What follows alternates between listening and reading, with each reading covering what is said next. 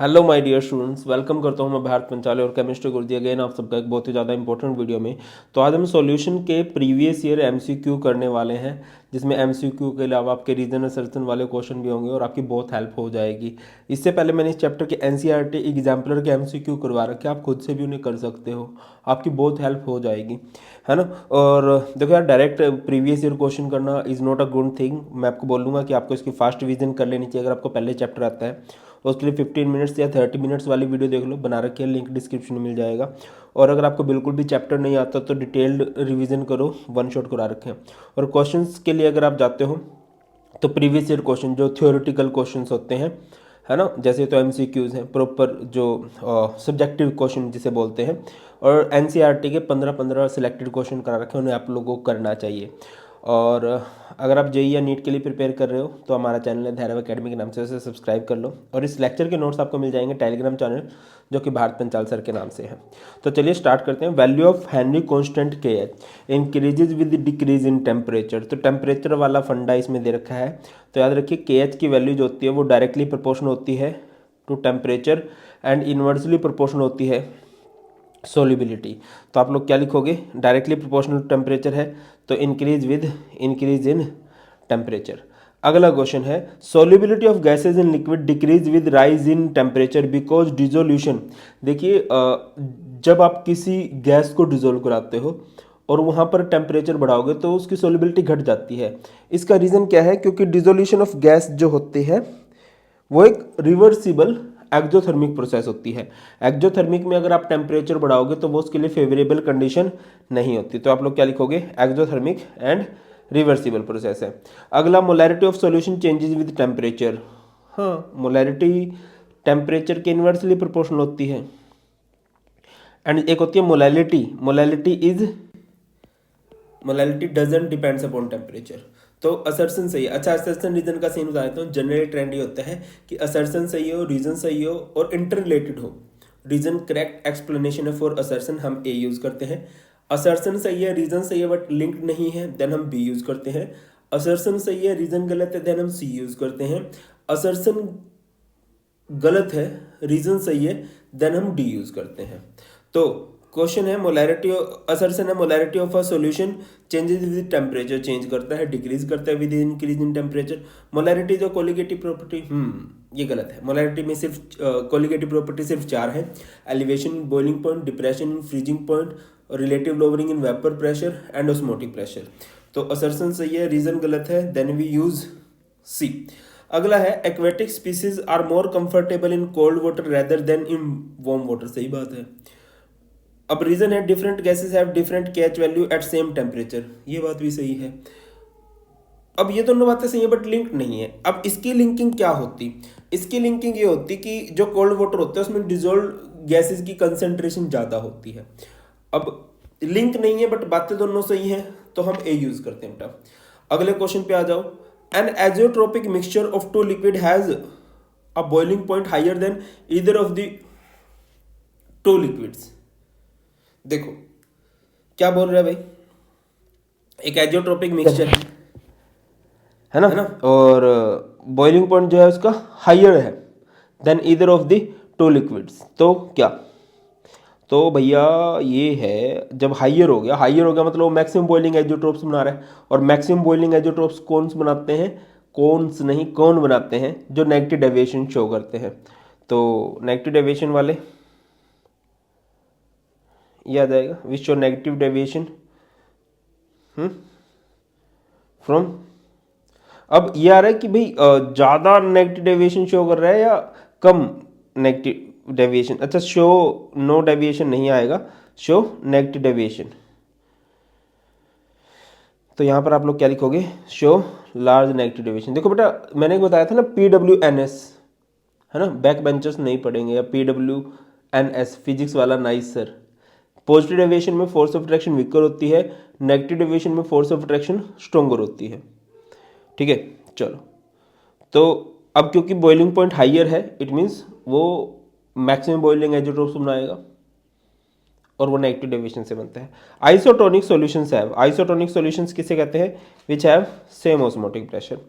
अगला है, ये थोड़ा सा ट्रिकी है, लास्ट ईयर ही आया था और बहुत सारे बच्चे इसमें हैंग हो गए थे, ध्यान से समझिएगा। 1 mole of liquid A and 2 moles of liquid B makes a solution having a total vapour pressure 40 torr, है ना। सॉल्यूशन का वेपर प्रेशर 40 टोर है। The vapour pressure of pure A and pure B are 45 and 30 respectively. The above solution will be. बताइए। तो सबसे पहले आप लोग इस केस में क्या करने वाले, देखो ये कुछ ऐसे बोल रहा है कि अगर आइडियल कंडीशन मान के चलते हो, आइडियल कंडीशन कुछ ये है ना, जो भी प्रेशर है भाई 40 टोर है। देखो पहले तो ना यहाँ से आप मोल फ्रैक्शन निकाल लो। मोल फ्रैक्शन ऑफ ए कैसे निकलेगा, number of moles of A 1 by total number of moles of solution, यानी कि दोनों का sum 1 + 2 = 3। X B, mole fraction of B कैसे निकलेगा, number of moles of B by solution, है ना। तो ये कितना हो जाएगा 0.33 और ये कितना हो जाएगा 0.66। और अगर मैं आपको टोटल वेपर प्रेशर अभी निकालने को बोलूँ तो वो क्या हो जाएगा P0A into X A plus P0B into X B. ध्यान से समझना, P0A कितना दे रखा है, vapour pressure of A in pure state 45 into में 0.33 और P0B इंटू एक्स बी कितना आएगा, P0B आपको दे रखा है 30 और एक्स बी है 0.66। जब आप इसको सॉल्व करके आओगे तो बेटा जी ये आएगा 1. ये गलत हो रहा है 13.3 I guess. Just a second में मल्टीप्लाई करके देख लूँ, तुम भी खुद से ट्राई कर सकते हो मल्टीप्लाई के लिए। ऐसे मौके पे हमारा कैलकुलेटर हमें धोखा दे सकता है। 45 इंटू में 0.33, ठीक है। तो ये अप्रोक्स आ गया 14.85, ठीक है। और बेटा जी नेक्स्ट हमारा कितना आ गया यहाँ से, ये आ गया 19.8। तो इसको जब आप सोल्व करोगे 8 8 16 1 9 4 13 4 34.6 ये हमारे अकॉर्डिंग आ रहा है, जबकि हमारे सॉल्यूशन का वेपर प्रेशर ये कितना कह रहा है 40 टोर बोल रहा है। अब हमारा जो आया है वो 34.6 आ रहा है, मतलब जो हम एक्सपेक्ट कर रहे थे उससे कम वेपर प्रेशर आ रहा है। जब वेपर प्रेशर लो हो जाए इट मीन्स डेविएशन क्या है, डेविएशन क्या है भैया, शोज नेगेटिव डेविएशन, है ना।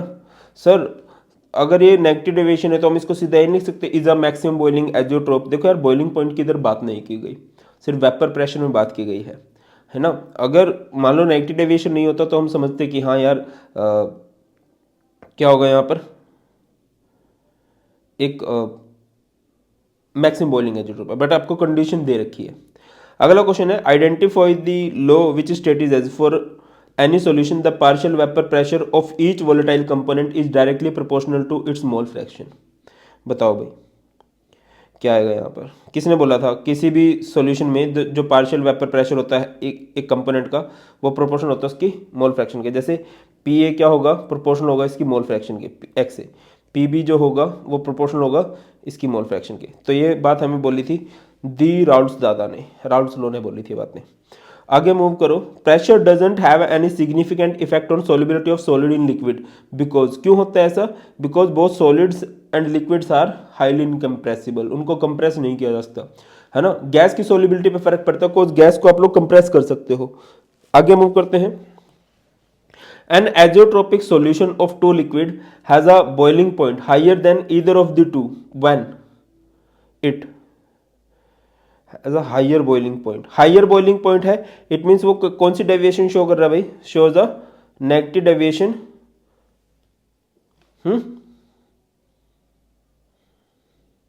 क्लियर है कि नहीं भैया, बॉइलिंग पॉइंट हाइयर होने का मतलब यही है कि उनके बीच में फोर्स ऑफ ट्रैक्शन बहुत ज़्यादा है, और जब फोर्स ऑफ ट्रैक्शन ज़्यादा होती है तो वो नेगेटिव डेविएशन होता है। मैंने आपको बताया है PWNS, पॉजिटिव में फोर्स ऑफ ट्रैक्शन वीकर होती है, नेगेटिव में फोर्स ऑफ ट्रैक्शन स्ट्रॉन्गर होती है। आगे मूव करो, when 1 mole of benzene is mixed with 1 mole of toluene the vapours will contain benzene 12.8 kilo pascal and vapour pressure of toluene 3.85 kilo pascal. तो आपको बोला गया है the vapour will contain, given दे रखा है आपको, equal amount of benzene and toluene as it form an ideal solution, unequal amount of benzene and toluene at is form an non-ideal solution, a non-ideal solution, higher percentage of benzene, higher percentage of toluene। देखिए first of all benzene और toluene से ideal solution बनता है, ठीक है, but आपको ये दिया गया है कि वेपर्स कितने हैं, इसके 12.8 किलो पास्कल हैं, इसके कितने हैं 3.85 है। तो देखिए कौन कितने वेपर्स बना रहा है ये डिपेंड करता है कि कौन कितना इजीली इवेपोरेट हो सकता है। तो यहाँ पर हाइयर परसेंटेज ऑफ बेंजीन, क्योंकि बेंजीन के वेपर भी ज़्यादा है, ठीक है। आगे मूव करते हैं, nitric acid and water form maximum boiling azeotrope. याद रखिए अगर कोई एसिड है वाटर में मिक्स कर रहे हो तो वो हमेशा मैक्सिमम बॉइलिंग एजियोट्रोप बनाएगा, वो हमेशा नेगेटिव डेविएशन बनाएगा। Azeotropes are binary mixture having the same composition in liquid and vapour phase. देखो यार ये दोनों पॉइंट सही हैं बट ये लिंक्ड नहीं है। देखो इसकी लिंकिंग क्या हो सकती थी कि इधर फोर्स ऑफ फ्रैक्शन स्ट्रॉन्ग हुआ है, दैट्स वाई ये मैक्सिमम बॉइलिंग एजियोट्रोप बना रहे हैं। तो बातें तो सही है बट लिंक्ड नहीं है, तो हम क्या बोलेंगे ए। आगे मूव करते हैं, a compound CaCl2.6H2O undergoes complete dissociation in water, the went Hoff factor. अब CaCl2 अगर आप कंप्लीटली तोड़ दोगे तो CaCl2 किस में टूटेगा भाई बताइए, Ca2 positive and 2Cl negative, तो आयंस बन गए हमारे पास 3, तो went Hoff factor will be 3। आगे है, a compound undergoes complete dimerisation in a given organic solvent, the went Hoff factor I। Dimerisation show की है, मतलब दो पार्टिकल लिए थे वो मिलके एक हो गए, है ना, दो पार्टिकल लिए थे वो एक हो गए। तो आई वेंट होफ फैक्टर क्या होता है, number of particles, number of moles after association और dissociation to the number of moles before association dissociation.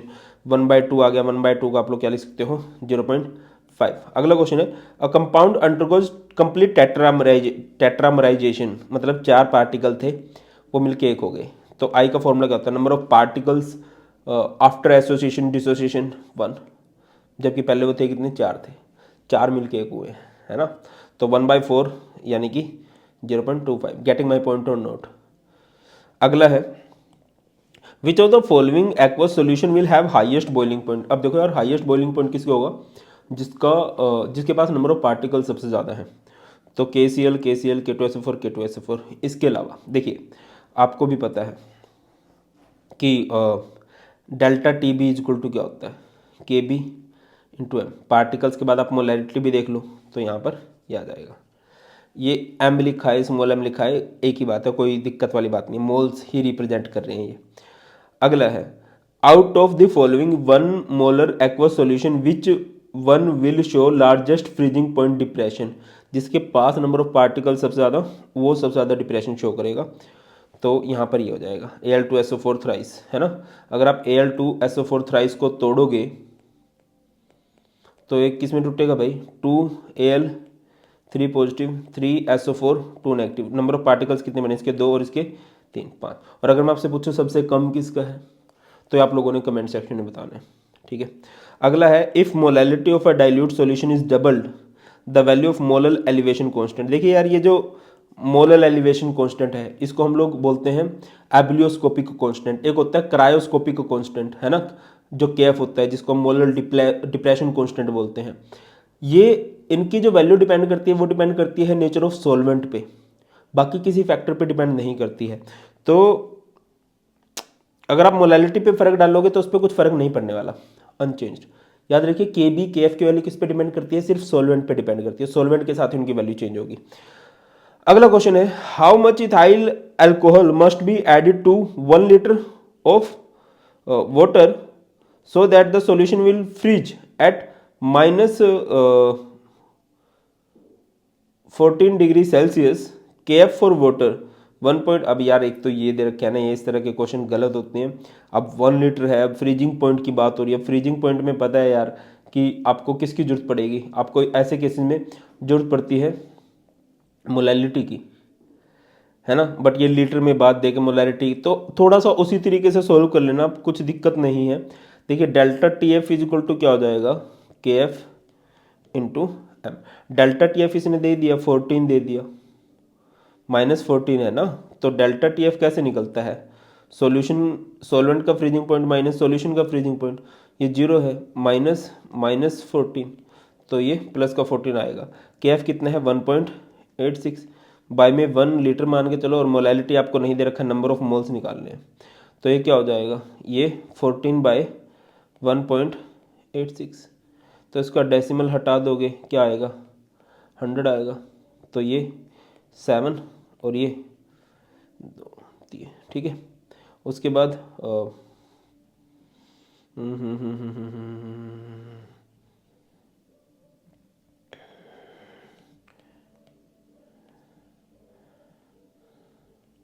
700/93, तो ये लगभग आपका कितना आएगा, 7.5 मोल्स आ जाएगा। क्लियर है ना। उसके बाद है in which of the following cases blood cell will shrink. देखिए कब श्रिंक करेगा, जैसे हमारे पास ब्लड का सेल है, इसके पास दो केस हैं, ये स्वेल कर सकता है और ये श्रिंक कर सकता है। ये स्वेल कब कर सकता है, जब एंडोस्मोसिस हो, और एंडोस्मोसिस कब होगा, जब इसके अंदर पानी जाए, जब इसकी हायर कंसंट्रेशन और बाहर कंसंट्रेशन क्या हो, इसको लोअर कंसंट्रेशन वाले सॉल्यूशन में रखेंगे, तब ये फुलावट में आएगा। और ये श्रिंक कब करेगा, जब बाहर कंसंट्रेशन ज़्यादा है ना। तो यहाँ पर बाहर की तरफ हायर कंसंट्रेशन होनी चाहिए, जब भी हायर कंसंट्रेशन बाहर होगी ना, श्रिंक कर जाएगा, है ना। तो इसका आंसर क्या आ जाएगा, when placed in water containing more than 0.9% mass by volume NaCl solution, ठीक है। और अगर इसको लेस देन वाले में कर दिया तो क्या करेगा, देखिए फ्लो हमेशा क्या होता है, लोअर टू हाइयर होता है, फ्लो हमेशा लोअर टू हाइयर होता है, तो उस टाइम ये स्वेल कर जाएगा। ऑस्मोसिस वाला कंसेप्ट समझा है ना। OLH, ऑस्मोसिस में लोअर कंसंट्रेशन के पार्टिकल हायर की तरफ जाते हैं। अगर आपने इसमें इसको लोअर कंसंट्रेशन वाले में डाल दिया और इसकी कंसंट्रेशन हाई है, तो मूवमेंट लो टू हाई रहेगी, पानी अंदर जाने लगेगा, ये स्वेल कर जाएगा। अगर आप इसको हाई कंसंट्रेशन वाले में डालोगे तो फ्लो हमेशा लो टू हाइयर रहता है, इसकी खुद की कंसंट्रेशन लो हो गई तो इसके पार्टिकल्स बाहर जाने लगेंगे, उस टाइम ये श्रिंक कर जाएगा, ठीक है। When placed in water containing 0.9% NaCl, उस टाइम ये आइसोटोनिक बन जाएगा, उस टाइम कुछ भी फर्क इस पर पड़ने नहीं वाला। वाटर रिटेंशन और puffiness due to high salt intake occurs due to, ये सारे कंसेप्ट होते हैं ओस्मोसिस की वजह से। अच्छा, वाटर की प्योरिफिकेशन के लिए कौन सा प्रोसेस लगाया जाता है, बता देना। अगला है the freezing point of 0.2 molar solution of a non electrolyte in water is. देखो यार, पहले तो डेल्टा TF लगाओगे। डेल्टा TF का फॉर्मूला क्या होता है, KF इंटू एम। KF कितना है 1.86 और मोलैलिटी कितनी है 0.2, तो क्या हो जाएगा ये 110, 6 दूनी 12, 2 8 16, 7 3, तो हो जाएगा 0.372, है ना। अब सर ये तो प्लस का, आपने माइनस का क्यों करा, देखो ये फॉर्मूला है डेल्टा TF, हमें डेल्टा TF नहीं निकालना, आपको सॉल्यूशन का निकालना है। तो डेल्टा TF क्या हो जाएगा, T0F माइनस TF को इधर ले जाओ, तो क्या हो जाएगा T0F minus delta T0F is freezing point of pure solvent जो कि 0 है, माइनस 0.372, बाय में 1000 भी था ना, तो इस वजह से माइनस हो गया। आगे मूव करते हैं। The osmotic pressure of a solution increases if the volume of the solution increase, नहीं, number of solute particle increase, temperature is decrease, solution constant R is increase. Pi is equal to क्या होता है, C into R into T, ठीक है। तो C is number of particles, है ना, N by V into में R into में T। तो वॉल्यूम अगर बढ़ाओगे तो ऑस्मोटिक प्रेशर तो कम होगा, तो नंबर ऑफ सोल्यूट पार्टिकल बढ़ा दो। सॉल्यूशन कांस्टेंट तो इंक्रीज नहीं होता, R गैस कांस्टेंट होता है, उसकी वैल्यू तो फिक्स रहती है। अगला क्वेश्चन है when glucose is added to water, जब भी आप ग्लूकोज डालते हो पानी में तो एलिवेशन बॉइलिंग पॉइंट ऑब्जर्व होता है, यस होता है, पानी में डालोगे तो एलिवेट होता है उसका boiling point. The lowering of vapour pressure cause elevation in boiling point. देखो यार, हर एक कंसेप्ट जो होता है ना एक्चुअल में लोवरिंग इन वेपर प्रेशर से ही होता है। होता क्या है, देखिए जब आप पानी में ग्लूकोज डालोगे तो उसका वेपर प्रेशर लोअर डाउन होता है। अब उस वेपर प्रेशर को हम एटमॉस्फेरिक प्रेशर की रेंज तक लेके जाना चाहते हैं तो उसको गर्म ज़्यादा करना पड़ता है, दैट्स वाई उसका बॉइलिंग पॉइंट जो है बढ़ता है, दैट्स वाई उसका बॉइलिंग पॉइंट एलिवेट करता है। ऐसे ही रहता है ना, आपने ग्राफ देखा होगा कुछ इस तरह से होता है। ये होता है हमारा एटमॉस्फेरिक प्रेशर, ये तो ये हमारे पास होता है मान लो प्योर सॉल्वेंट है, फिर सॉल्यूशन है, सॉल्यूशन का वेपर प्रेशर घट जाता है, जैसे आप उसमें ग्लूकोज NaCl कुछ भी डालोगे तो फिर उसको बढ़ाना पड़ता है, इस वजह से बढ़ता है। तो यहाँ पर क्या आएगा, ए आएगा। याद रखिए वेपर प्रेशर लोअर डाउन होता है जब आप सोल्यूट डालते हो, और वही रिस्पॉन्सिबल होता है एलिवेशन इन बॉइलिंग पॉइंट के लिए, वही रिस्पॉन्सिबल होता है डिप्रेशन इन फ्रीजिंग पॉइंट के लिए भी। अगला क्वेश्चन है when NaCl is added to water depression in freezing point is observe. अब देखो ये क्वेश्चन जो है किसी बुक में नहीं थे पिछले साल तक, ये कंसेप्ट थे, अगर क्लियर थे तो सारे बच्चे इजीली कर सकते थे। The lowering of vapour pressure of a solution causes depression in freezing point, तो इसका भी आंसर क्या आएगा, ए। दोनों बातें सही आपस में लिंक्ड भी हैं। Osmotic pressure is a colligative property, yes. Osmotic pressure proportional to molarity नहीं होता है, मोलैरिटी होता है, तो असर्शन सही है, रीजन गलत है, then we use C. Cryoscopic constant depends upon nature of solvent, yes. Cryoscopic constant is a universal constant. देखिए यूनिवर्सल कांस्टेंट किसे कहते हैं, जिसकी वैल्यू फिक्स रहती है, चेंज नहीं होती किसी मीडियम में जाके, है ना। तो पहली वाली बात सही है, दूसरी वाली बात गलत है, then we use C. Molarity of a solution changes with temperature, हाँ अभी स्टार्टिंग में किया था, मोलैरिटी जो कोलिगेटिव प्रॉपर्टी, ये बात तो गलत है, तो हम क्या यूज़ करेंगे यहाँ पे, सी। क्लियर है बेटा।